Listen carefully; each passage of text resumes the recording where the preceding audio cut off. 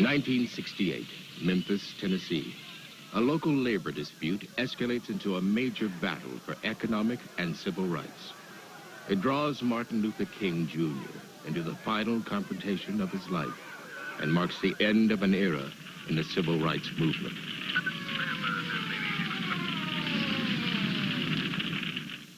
Funding for this program was provided by grants from the Southern Humanities Media Fund, the Tennessee Humanities Council, the Corporation for Public Broadcasting, and by annual financial support from viewers like you, and by the Southeast Media Fellowship and a Memphis State University faculty research grant.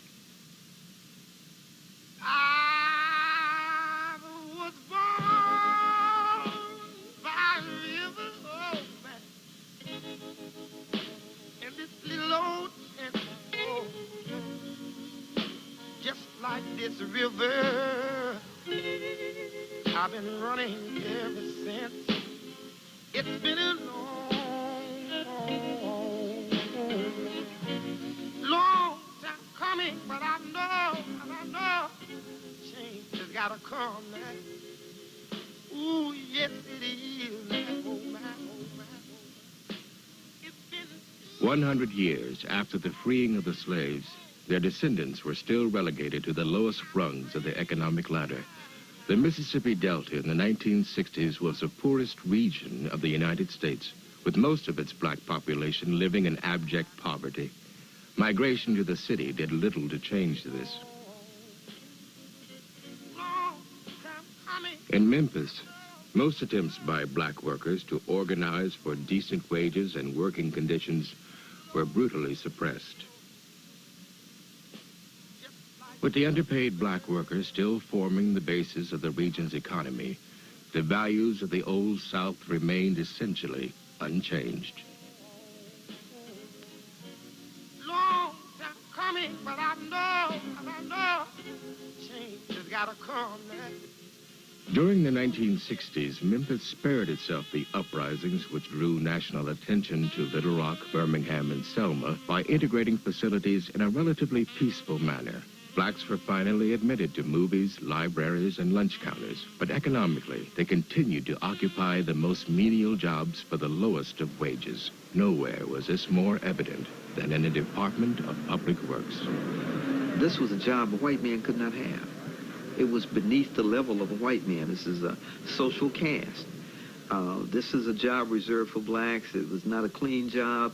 They had to wear filthy clothes. They had to work in filth. They had to drag garbage cans, tubs of garbage. Most of those tubs had holes in them, garbage leaking all over you. When you got home in the evening, you had to stop at the door to pull off your shoes and pull off those little dirty clothes because maggots had fell all on you. The men worked long hours with no overtime pay. There were no grievance procedures, no paid vacations, no sick leave. If a man got injured on the job, he could be fired.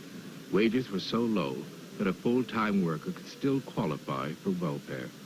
The Lassa residents, they felt that we were satisfied because most of those people would give you little handouts. So we just gotten tired of those handouts. You almost could tell a worker when you saw him in the street. He had a head on too large, his shoes was too big, his coat was too long. From handouts. You know, we worked every day, and let us have the money that we can be able to buy and pick as other people do. In 1963, T.O. Jones led 32 fellow workers off the job. The city responded by firing them all. Most were eventually rehired, but the point had been made. Union activity would not be tolerated. Jones refused to go back and continued his efforts to organize the men. You know, he used to tell me, because I used to see all this paperwork and stuff, he would tell me, he said, these people don't realize that they don't have to live like this. They don't realize that if they come together, that they can overcome these little things, you know, although they think they can't win, but they can. You know, it was like he was telling me, convincing me that he was right. Jones succeeded in getting affiliation with AFSCME, the American Federation of State, County, and Municipal Employees. But few men were willing to risk their jobs by joining. Despite this, Jones persisted. in the first part of '68, you know, you had more and more people. They started meeting, you know, what they would call like Wild Cadillac meetings. But it was more people coming every time, and they let him know that it was close at hand. February 1968. After years of unheeded complaints about faulty equipment, the inevitable happens. On a rainy day, an electrical short activates one truck's garbage compressor. 2 men are crushed to death. There is no workman's compensation, no insurance for their families. Feeling they have nothing left to lose, 1,300 sanitation workers walk off the job. We tried to get to the union officials, Mr. T.O. Jones, who seems to be the spokesman for the union and a former sanitation employee worker. He said he had no comment at this time. Jones leads the men to the office of his friend, Bill Ross, head of the Memphis Labor Council. Ross calls Washington and informs union official P.J. Champa of the strike. He says, Bill, you go out there and you tell those people to go back to work. And I'll come down there and see what I can do. I said, buddy, I'm the only white man in this building with 1,300 black souls out there. I'm not about to go out there and tell those people to go back to work. Now, if you want to tell them to go back to work, you come down here and do it yourself. Labor was not used to having 1,300 black men out on a strike that labor did not call. And on a strike that where there was no contract, there was no recognition of the union. You know, you were in a kind of nebulous position. Nobody knew who was what, when, or where. Standing firmly against the union is newly elected mayor Henry Loeb. It has been held that all employees of a municipality may not strike for any purpose. This, of course, includes employees of the Public Works Department. Henry typifies, and I guess many blacks would say that I do too, what I call the plantation psychology. That is, that the blacks are the white man's responsibility, that we have to look out for them, that we own the plantation, they work on the plantation, we've got to look out for them. P.J. Champa arrives in Memphis to talk to the mayor about getting the men back to work. But Loeb refuses to recognize either him or the union as a legitimate bargaining agent for the workers. I was advised that you were out of work in violation of the law. I don't know of any law in Tennessee that says you have to subject yourself to indentured servitude. And I don't think that I'm breaking the law one iota, because I think as a free American citizen, I'm going to express myself as a free American citizen. You are expressing yourself by saying I am not working for those stinking wages and conditions.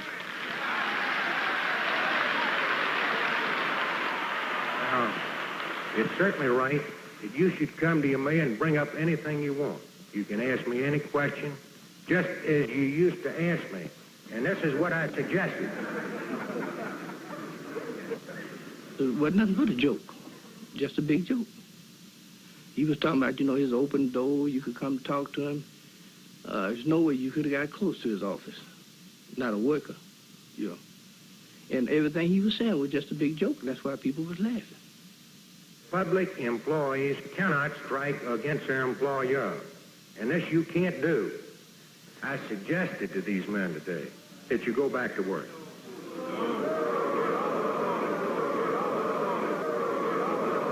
Henry Loeb knew that he was going to convince those men to go back to work. He knew that they trusted him. He knew they believed in him. He knew they'd do what he said. And I don't know this, but I'll bet he was the most surprised man in the world when they said, no, no, no, we're not going back to work. No way. Gonna have a union. As long as you continue to break the law and endanger the public health and welfare, there will be no further talk at any level of government. Do you agree with the stand the mayor is taking in the sanitation dispute? Yes, sir. Why?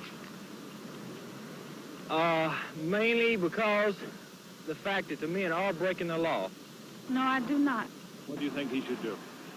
He should go and get the people a raise, because they are here just like everybody else. I do, definitely. Why?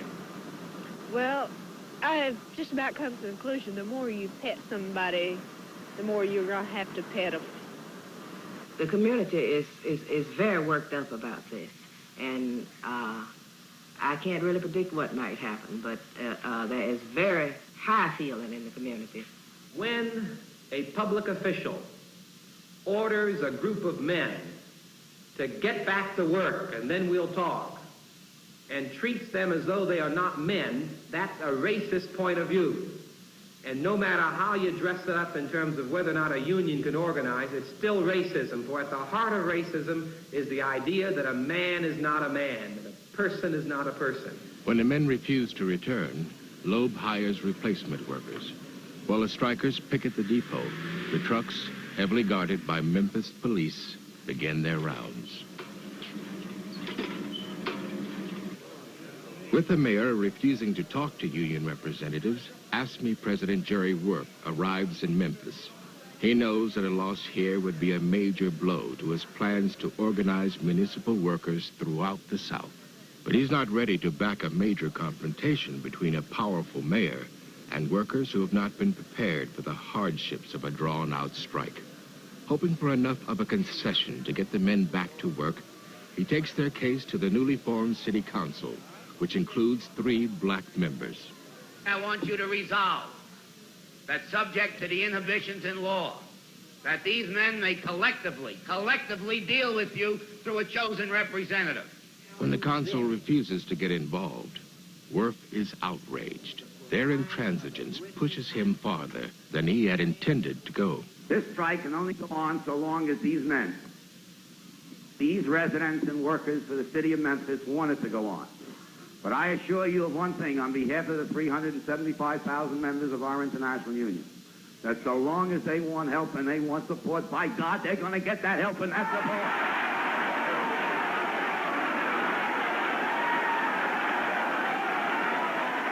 Nearly 700 Memphis sanitation workers staged a 4-hour sit-in demonstration at City Hall today on this 11th day of the city's garbage strike. The workers vowed they would not leave until a city council committee produced a resolution recommending union recognition and a dues checkoff. We decided to sit in, which was not, but there was no damage or anything like that. We were just not going to leave and force the city to do something, either arrest all of us or address these issues. So we sent out to get food for 700-800 people. While sandwiches are made, the council's Public Works Committee meets behind closed doors. By evening, they return with a resolution to recognize the union and promise to present it to the full council the next day.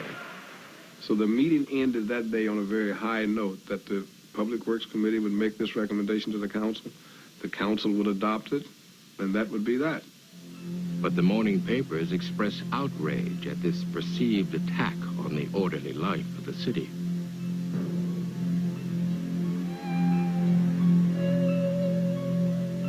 Strike supporters arrive at the auditorium to hear the vote. At the same time, the full council meets in private session and decides not to allow the previous day's resolution to be introduced. When the council finally appears, they vote to support the mayor and immediately adjourn. There was great anger, outrage. Not only that they went back on their word to sizable numbers of us and to many people from the black community, clergy and the like, but then that they abruptly adjourned their meeting and would not even at least have some kind of a hearing to talk about what had happened and why they changed their position. Hoping to cool off the crowd's anger, union leaders get permission from the police to lead a march to a nearby church. Everybody will fall in line, and we will get on the west side of the street and march down in an orderly fashion to Mason Hall.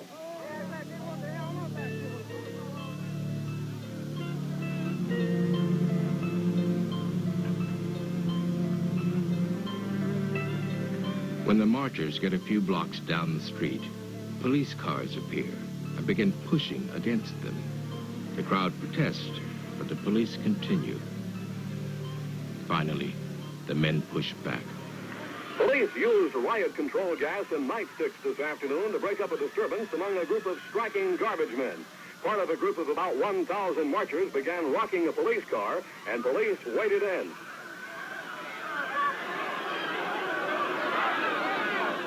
They just came in and just started throwing that mace on the people. I didn't think it was right. And they recognized who I was. And they just got right in my face and started blowing all in my face. Got some of the guys picked me up and carried me on down the hills, getting away from them. The events of today demonstrate that Memphis will not tolerate civil disorder, and with the continuing help and support of all the people of this city, to whom I am most grateful for their many expressions of confidence, order will be maintained. Across town, outraged strikers and community leaders gather at Union headquarters. Well, that's my feeling. My feeling. I feel like we have been assaulted by the police department. Those people yesterday, when they told me there'd be an honest council meeting today, and you and I would have a chance to talk to this council, I regret I believed them. They lied to me and they lied to you.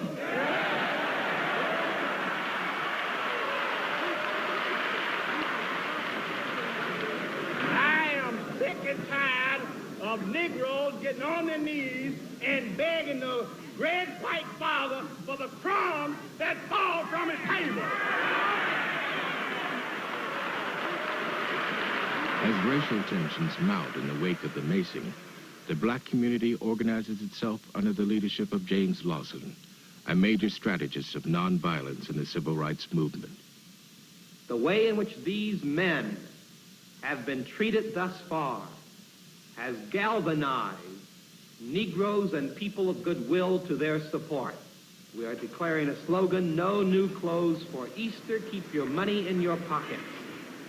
In other words, we are insisting that we will discriminate in our right not to buy. We need some folk to march. We need some folk to answer the phone and do clerical work. We need some people who can serve as pickets downtown. On the bottom of this page, you will see a place for you to sign your name, what day of the week, and what hours you can work. We pass the offering plates. We use buckets. And we had the standing room only people. People standing in the aisles and every seat full in between. And these buckets went like clockwork, right straight across the thing. We didn't need any ushers whatsoever. The people did it themselves, you know. It was just really a beautiful expression of common purpose and unity. Community backed us up 100%. And we was proud that it did. We couldn't have made it if it had not been for the community. We couldn't have made it. We will not stop until every black man got a chance to lift himself up and begin to rise. We are on the march, and we will stay there, and nothing will stop us. The Memphis strike becomes a movement.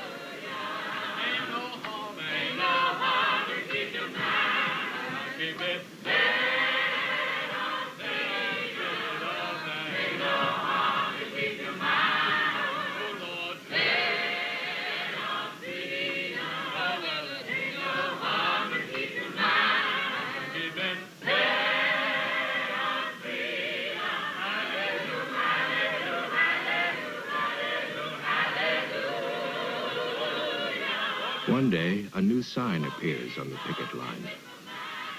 And that sign just said so much. I mean, it was, the impact of it went around the world. And it didn't say, I want freedom. It didn't say, I want justice. It didn't say, I want to raise. It didn't say more, better health care. All it said was, I am a man.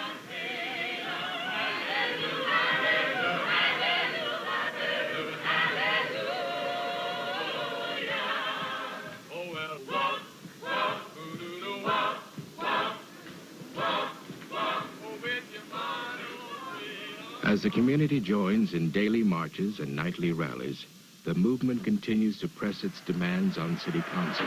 If I insult you by telling the truth, I move we adjourn. if I insult you by speaking and saying that these men have fought for this country, these men have died for this country, and all they're asking for is a little bit of self-respect. It's been moved and If I seconded say if I insult you, brothers, then I will go to heaven insulting you with the last All ounce those in of favor of the breath that I motion have in my signify by body. saying aye. Aye. No opposed? No. I'm very sorry. We would like to respect... There was very little conciliatory talk. There wasn't, nobody, you couldn't have negotiated with any of them anymore than you could negotiate with the devil. In response to the council's inaction, the movement escalates its tactics. By refusing to leave the council chambers, they forced the city to arrest hundreds of strike supporters.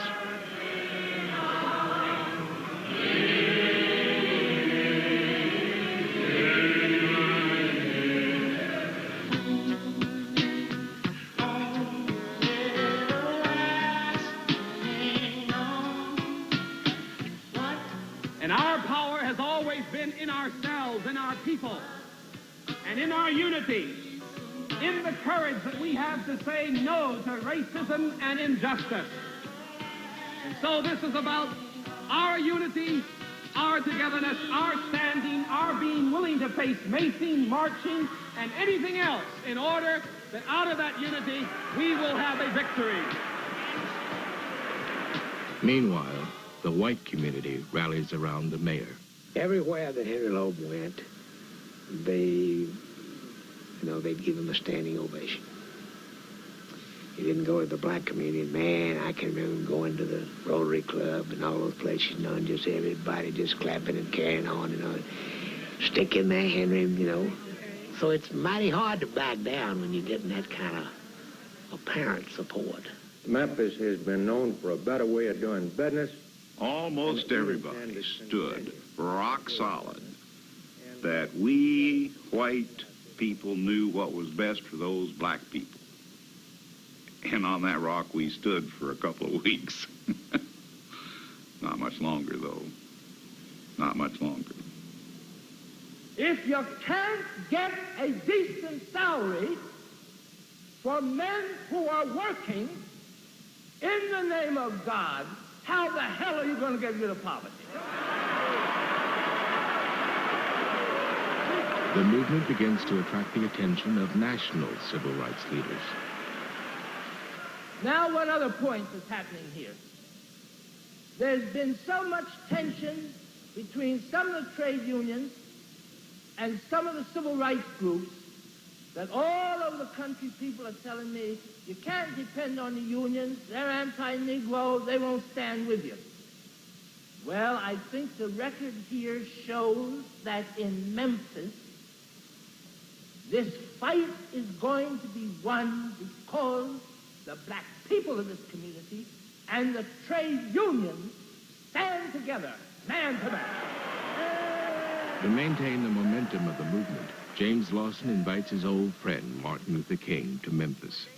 As head of the Southern Christian Leadership Conference, King has long seen the struggles for economic and civil rights as inseparable. That is why Negroes support labor's demands and fight laws which curb labor. That is why the labor hater and labor baiter is virtually always a twin-headed creature, spewing anti-Negro epithets from one mouth and anti-labor propaganda from the other mouth. To dramatize the connection between economic and civil rights, King has planned the Poor People's Campaign, a massive demonstration to be held in Washington that spring. This will be no mere one-day march in Washington, but a trek to the nation's capital by suffering and outraged citizens who will go to stay until some definite and positive action is taken to provide jobs and income for the poor. The Poor People's Campaign was being discussed before the strike broke out in Memphis. It just so happened that, and that's why we've always maintained that God was in the plan, that the Memphis strike, the garbage workers, the sanitation workers provided a near ideal scenario to talk about eliminating poverty. Some members of King's staff feel that he should devote his full attention to the new campaign and that Memphis will be a costly detour on the road to Washington. After listening to arguments on both sides, King makes his decision.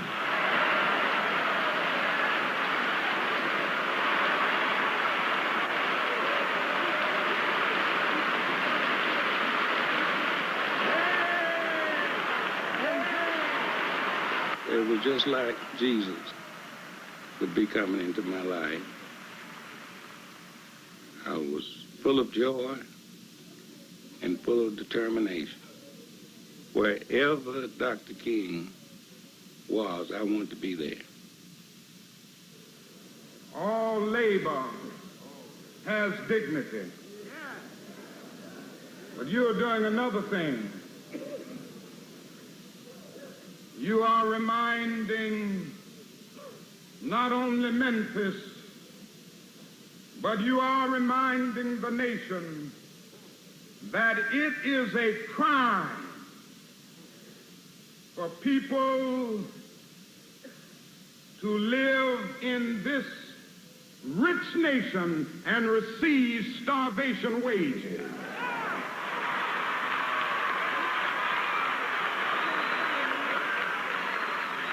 We built gigantic buildings to kiss the sky. We built gargantuan bridges to span the seas. Through our spaceships, we were able to carve highways through the stratosphere. Through our airplanes, we were able to dwarf distance and place time in change. Through our submarines, we were able to penetrate oceanic depths. It seems that I can hear the God of the universe saying, even though you've done all of that, I was hungry and you fed me not. It was just tremendous. He was quite thrilled and mentioned it. It was like the old-fashioned movement of the early days, because it had been a long time since you had gathered that many people together, at least 6,000, and they were all in harmony, and somebody wasn't shouting, Black Power or something else. People were in harmony, and he noticed that and was impressed by that and felt really good about it. I mean, it almost like vindicated him that the nonviolent era was not over. The atmosphere also moves him to increase his involvement in the strikers' cause. I tell you what you ought to do, and you're together here enough to do it. In a few days, you ought to get together and just have a general work stoppage in the city of Memphis.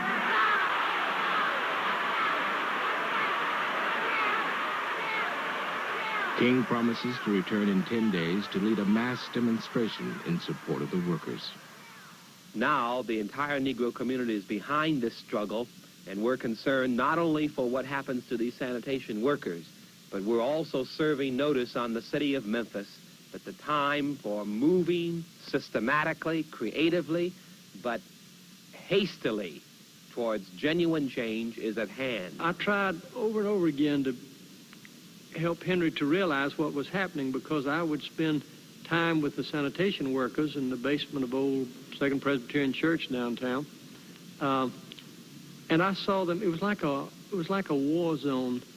People were bringing in supplies. I mean, sacks of flour and sugar and groceries, just survival kind of experience. And I kept saying to Henry that this thing is going to blow up. This city will blow up. As the date for the march approaches, anti-King sentiment builds in the white community. It was thick against him. It was cold, and the threats were openly, that so-and-so, we don't need him here. And whites would come to the council and say that openly, and the councilman would agree with him. And you had to sit there and listen to all of those threats and knowing exactly how they felt about him. Voices are also raised against King by young militant groups like the Invaders, who are seeking a greater role in the movement. If you said Black Power, you were an immediate threat, and we were saying it, which incidentally was not necessarily welcomed by the elements of the Black Power structure that existed at that time. They were very suspicious. They did not want young militants telling people how to organize. If what you are out there pushing is a violent concept, a concept that is so closely, that was at that time, so closely aligned to what the perceived concept of the Muslims and other groups were in guerrilla warfare. you know, how can you be brought to be a part of the strategy team of a nonviolent movement?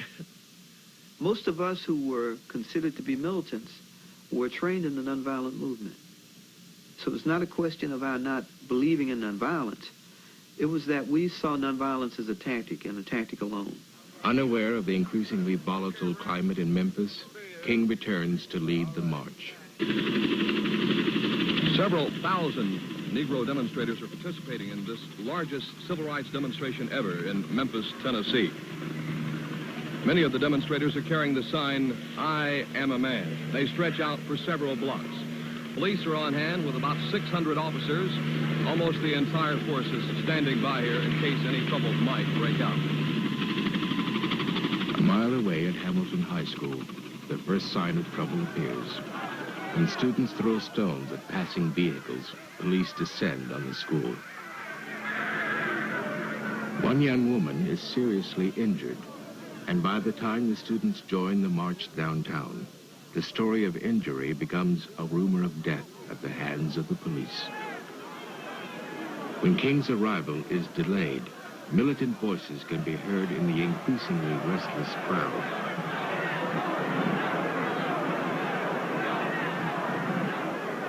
Exhausted from his work on the Poor People's Campaign, King finally arrives from the airport, and the march begins.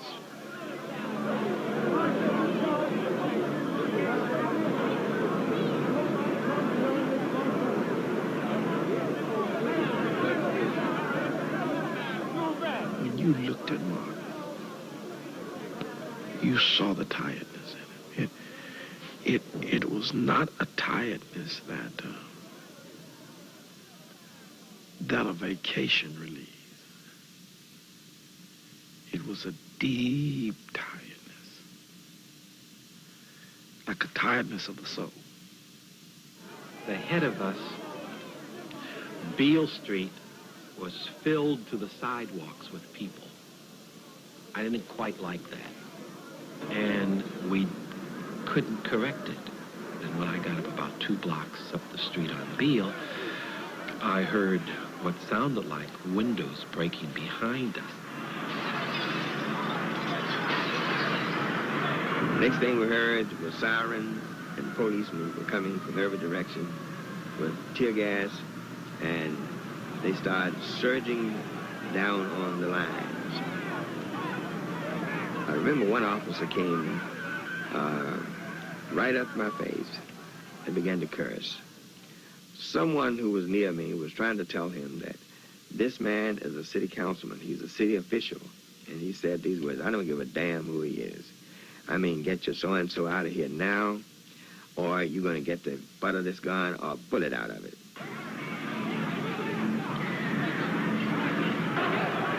Then I ran back and said, "Martin, I need for you to leave the march." And he protested. And I said, "You see the police up there, they're after us." And I refused to accept Martin's protest, and I said, "Take Martin King down that way and get him out of the area." For the first time, King has lost control of a mass demonstration and is forced to retreat. Chaos has just broken out downtown. That sound you just heard was the sound of a tear gas fired by a police officer in an attempt to thwart this unruly demonstration. We repeat, several Negro youths started running down Main Street, smashing windows as they ran. Police have formed a cordon across Main Street at this time in an attempt to at least calm the demonstration, which has gotten completely out of hand.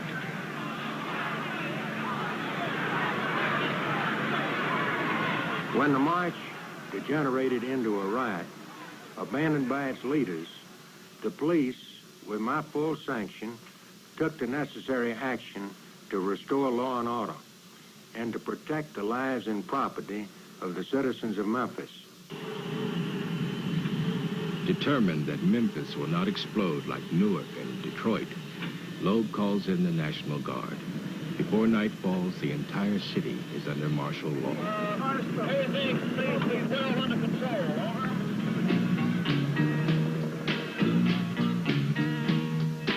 I'm gonna walk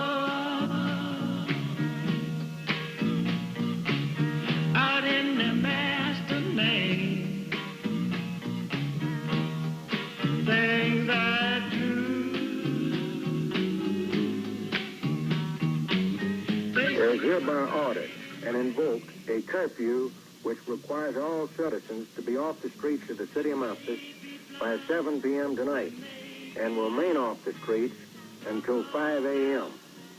Persons on the streets during these hours who do not have legitimate business or emergency reasons will be subject to arrest. What needs to be done will be done.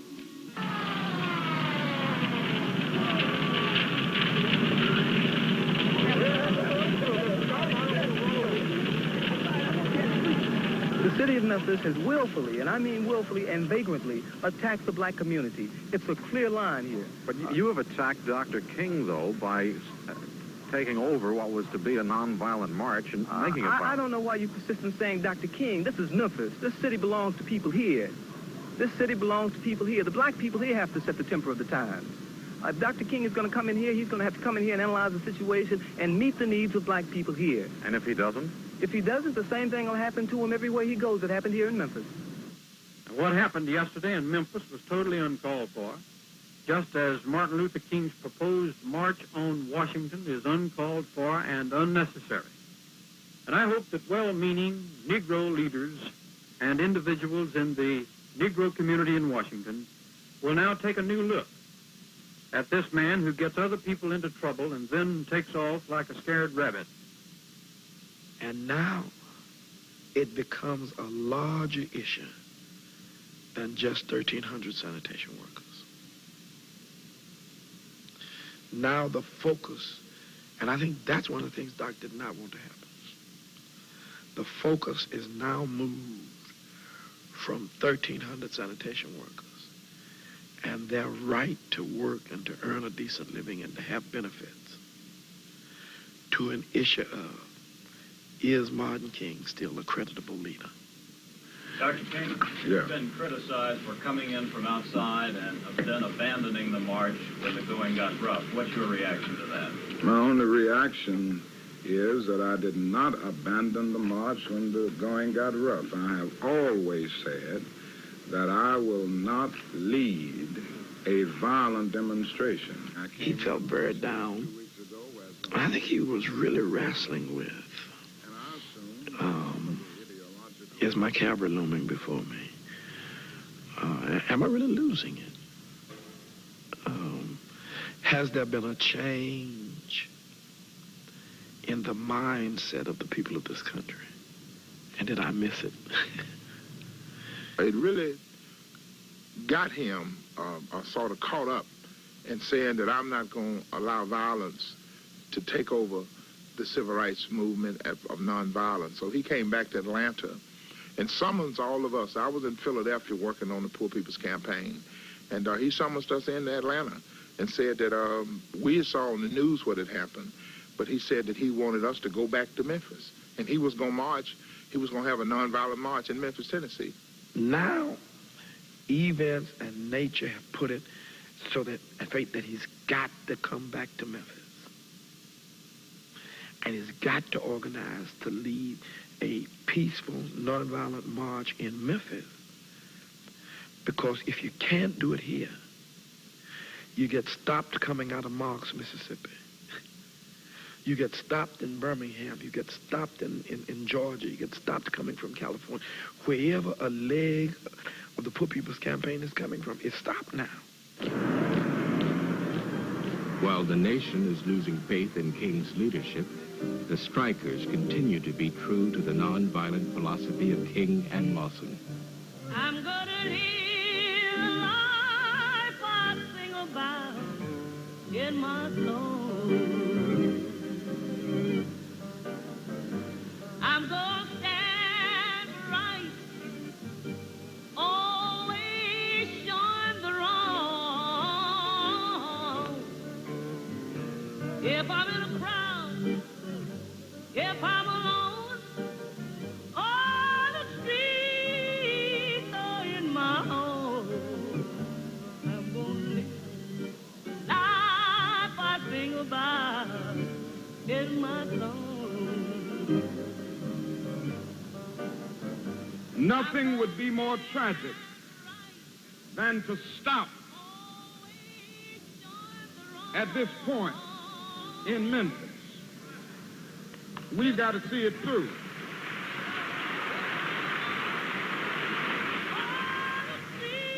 Be concerned about your brother. You may not be on strike, but either we go up together or we go down together. The question is not, if I stop to help this man in need, what will happen to me? The question is, if I do not stop to help the sanitation workers, what will happen to them? That's the question. As national involvement in the march escalates, King's staff arrive in Memphis to ensure that this demonstration will not end in violence. And there was some dissension among some of the staff who didn't want to come back, who thought it was a setup, who thought it was a trick, and who thought that the whole situation was set up to really discredit him and to discredit SCLC, because a lot of the stuff that the FBI was doing and other law enforcement agencies trying to discredit the organization, they saw this as another ploy to do some more discrediting.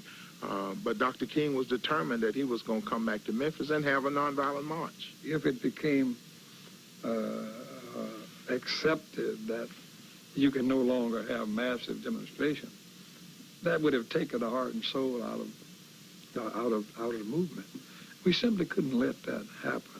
Through workshops and meetings, the staff makes sure that this time the more militant factions of the community are not excluded from the planning of the march. We felt like we could mobilize 10, 20,000 people. And that's what we were telling Dr. King. We can bring the people out. If you will let your folk know that you support our effort to do so, and if you can get them off us a little bit, we'll go ahead and show you what kind of strength we have. But we have to be full partners. We cannot be second-rate citizens in this thing. So he agreed. He was ready to do that. The city awaits the arrival of Dr. Martin Luther King today. He plans to defy a federal court order which bans his second mass march in Memphis next Monday. It would now appear that if the court order is not amended or dissolved, King, as he did in Montgomery and Birmingham, faces another direct confrontation with authorities, this time in the streets of Memphis.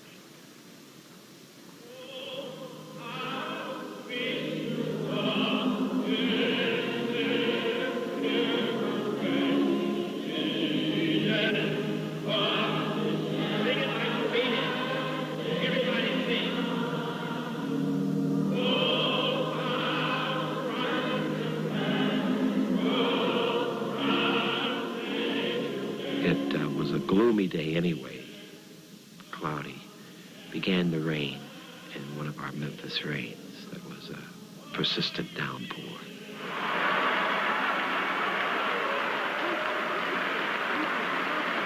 Now we're going to march again, and we've got to march again in order to put the issue where it is supposed to be.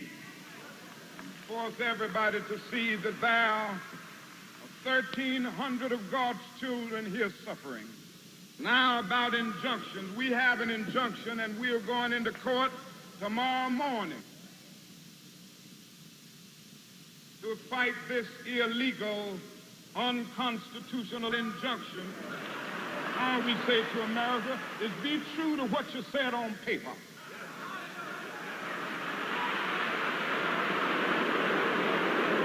If I lived in China or even Russia or any totalitarian country, maybe I could understand some of these illegal injunctions. Maybe I could understand the denial of certain basic First Amendment privileges because they haven't committed themselves to that over that. But somewhere I read of the freedom of assembly. Somewhere I read of the freedom of speech. Somewhere I read of the freedom of press. Somewhere I read that the greatness of America is the right to protest far right.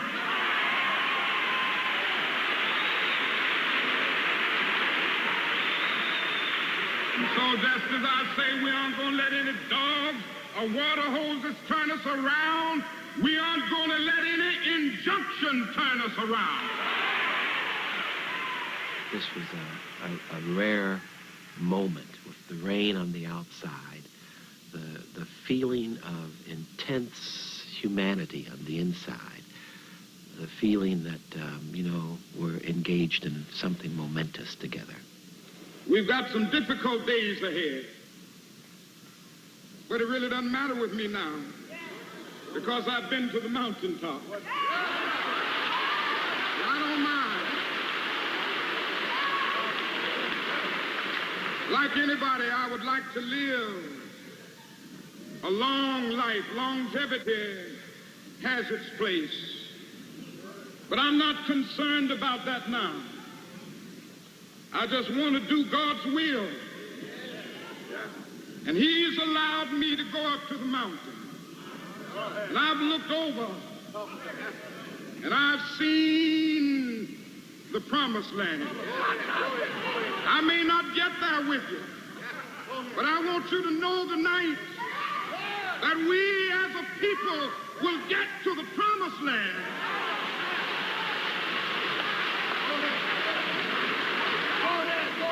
So I'm happy tonight. I'm not worried about anything. I'm not fearing any man. Mine eyes have seen the glory of the coming of the Lord.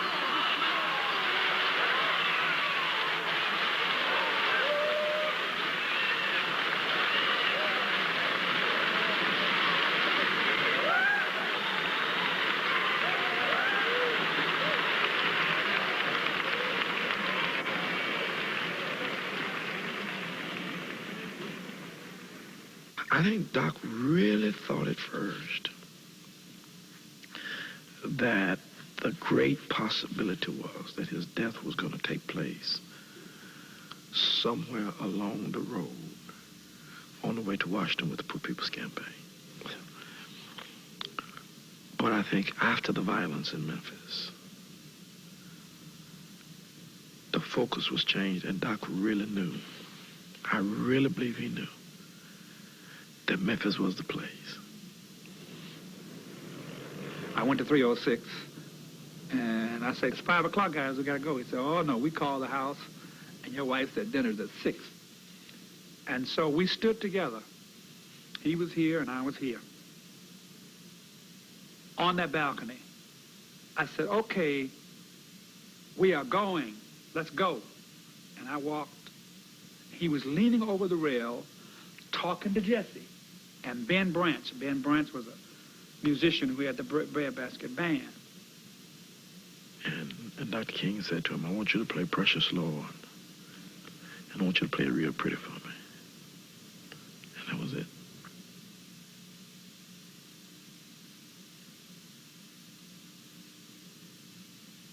Martin Luther King, Jr. was killed tonight in Memphis, Tennessee, shot in the face as he stood alone in the balcony of his hotel room. He died in a hospital an hour later. I ask every citizen to reject the blind violence that has struck Dr. King, who lived by nonviolence.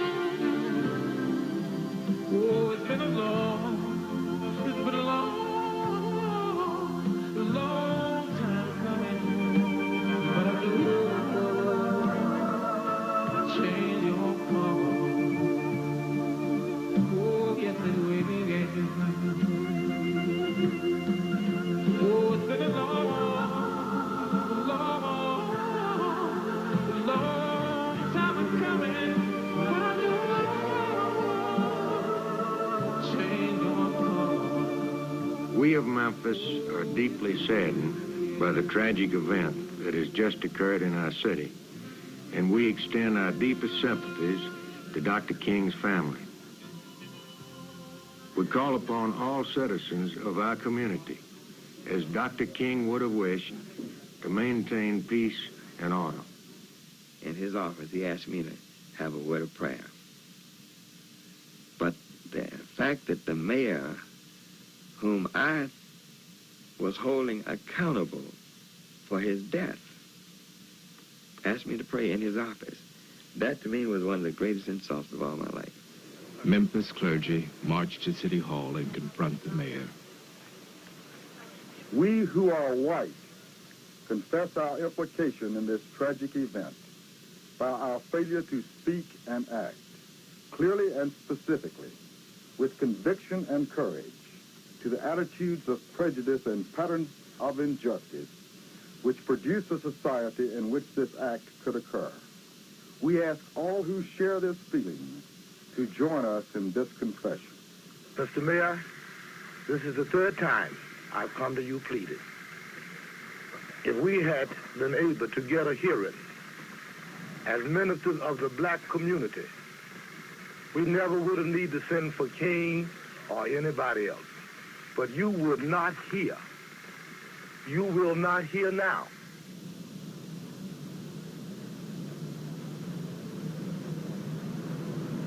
April 8th, people from across the country joined the Memphis black community to keep King's promise to stage a non-violent march in support of the striking workers.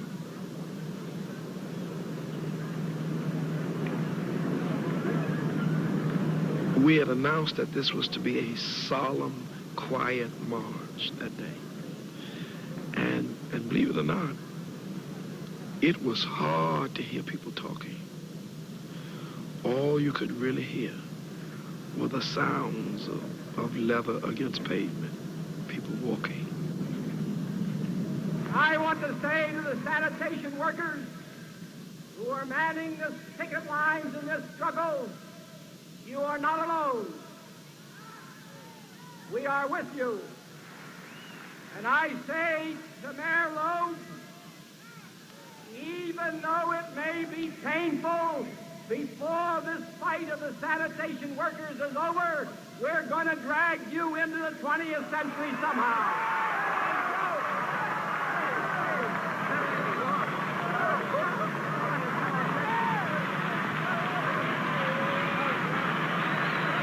Under pressure from all sides, Henry Loeb allows negotiations to resume and for any settlement to be sent directly to the city council for approval. Loeb himself will never budge from the stance he has held since the first day of the strike. Those in favor of the motion will signify by saying aye as your name is called. No if opposed. Aye. Aye. As of this morning, as of less than a half hour ago, as a matter of fact, your committee reached an agreement with the city. Union officials spell out the terms of the agreement. They include salary increase, benefits, grievance procedure, fair treatment, and most importantly, official recognition of the union by the city of Memphis. All in favor of the recommendation, let it be known by saying aye.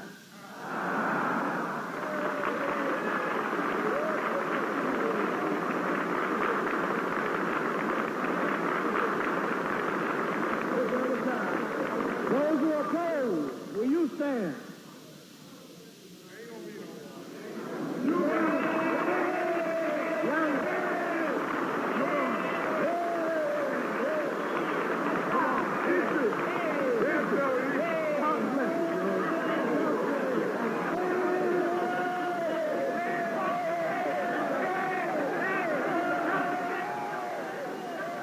I want to say we've been aggrieved many times. I presume that this is all in the making of the fight. We lost many things, but we stayed and we got the victory. When the strike was settled, he cried. He had a telegram in his hand, and I remember he showed it to me, and it was from Hubert H. Humphrey, the Vice President of the United States at that time, and Hubert H. Humphrey told him that he was congratulating him on, winning the strike, and he admired him for that, And my father was sitting there in the chair. He was just holding it, looking at it, and he was just crying. And it was beautiful.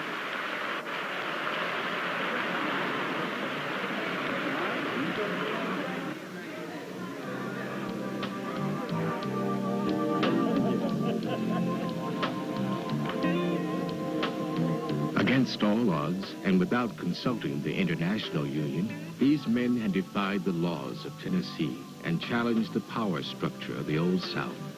63 days after walking out, they returned to work heroes in the struggle of people everywhere for civil rights and decent working conditions. Their victory gave Jerry Worth's union the momentum to organize municipal workers throughout the South. 2 weeks after the end of the strike, Martin Luther King's Poor People's Campaign began its march to Washington from the Lorraine Motel. But it was the Memphis strike that marked a turning point in the civil rights movement by demanding that the nation see and hear its working poor. I'm a man. I guess it did mean something, didn't it?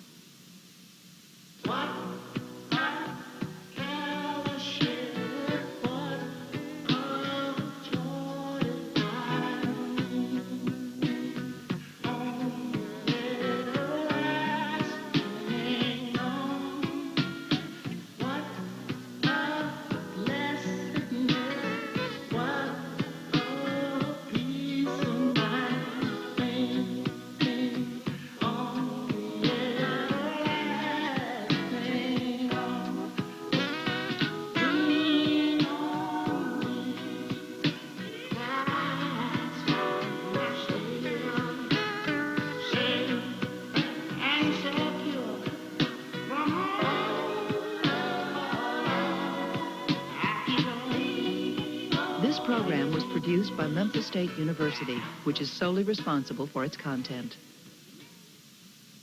Funding for this program was provided by grants from the Southern Humanities Media Fund, the Tennessee Humanities Council, the Corporation for Public Broadcasting, and by annual financial support from viewers like you, and by the Southeast Media Fellowship and a Memphis State University faculty research grant.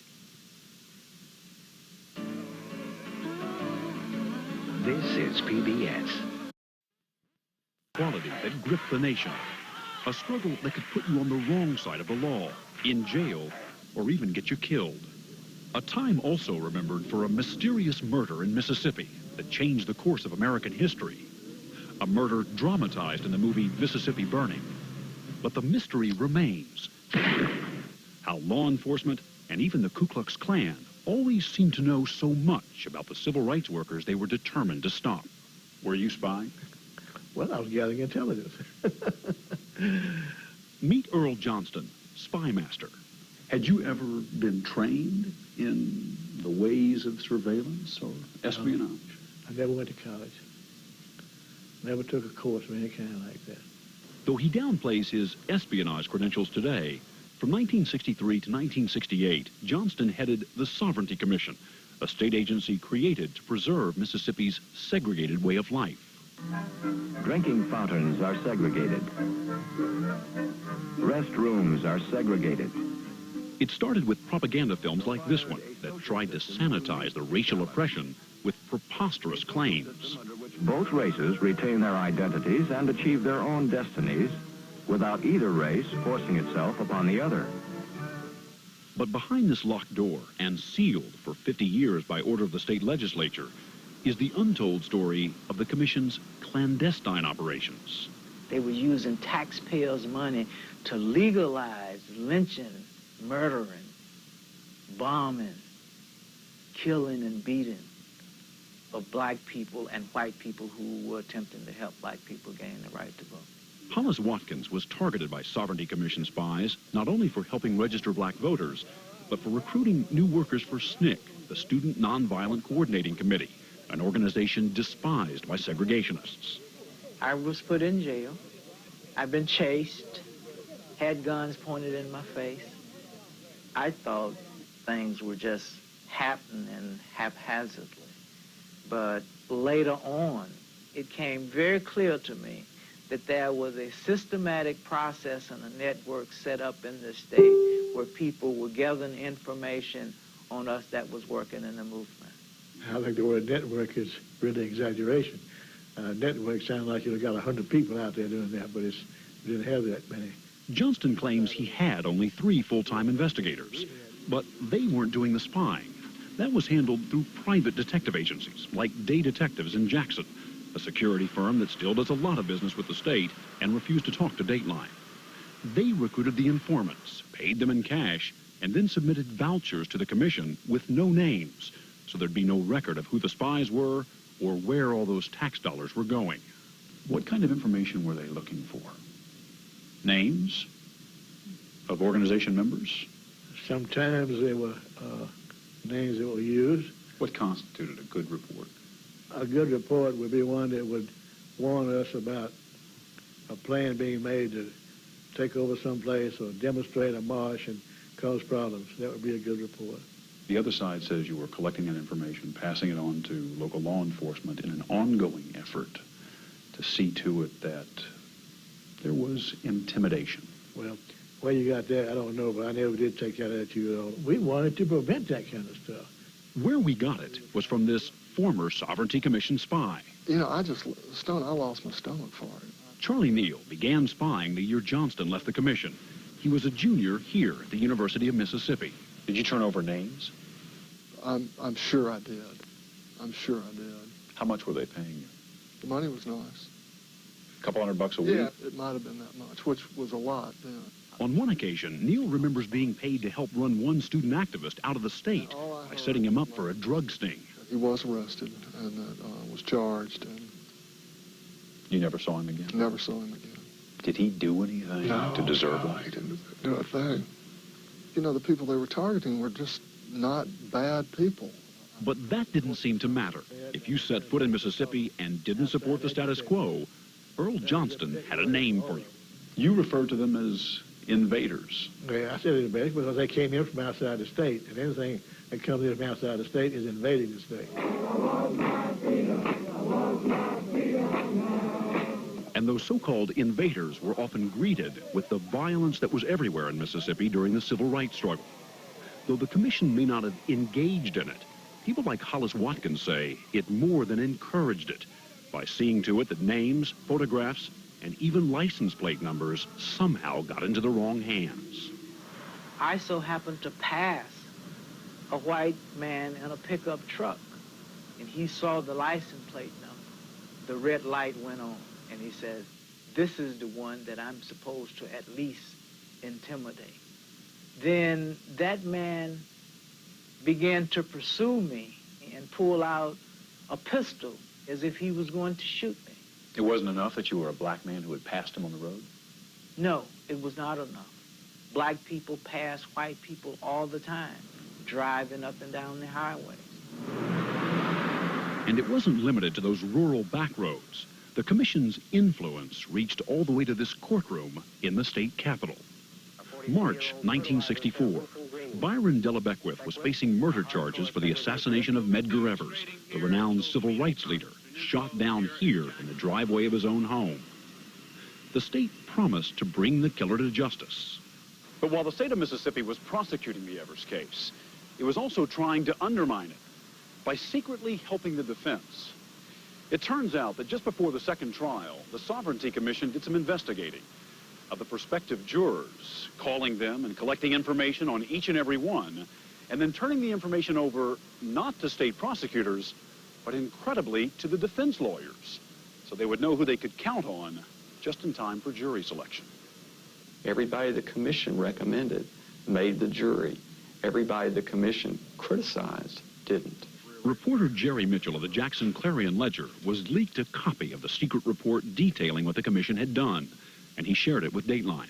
For instance, one man said they, quote, knew his thinking and did not recommend him for jury duty. Another man, it says, believed to be Jewish, no further information available. And those people, of course, never made the jury. And I plead guilty to made a mistake. Not jury tampering, but pretty clearly over the line. I have agreed that it was improper and everything. It was not. We should not have done it. But they did, and never answered for it. And Byron Della Beckwith, whose fingerprints were on the murder weapon, went unpunished for 29 years until that secret report about the commission and the jurors finally came out in the newspaper. Ironically, that is what led to the the reopening of the case. He wound up being re-indicted and ultimately convicted. And had it not been for that report, he might be a free man still. Which only makes you wonder what other secrets about the Sovereignty Commission are still locked away in those files. Well, Dateline has seen some of those files and uncovered information you've never heard about one of the most pivotal events of the civil rights era. The story of a famous triple murder, the killing of civil rights workers Schwerner, Cheney, and Goodman, and the Commission's most successful spy, an insider known in the files as Agent X. Agent X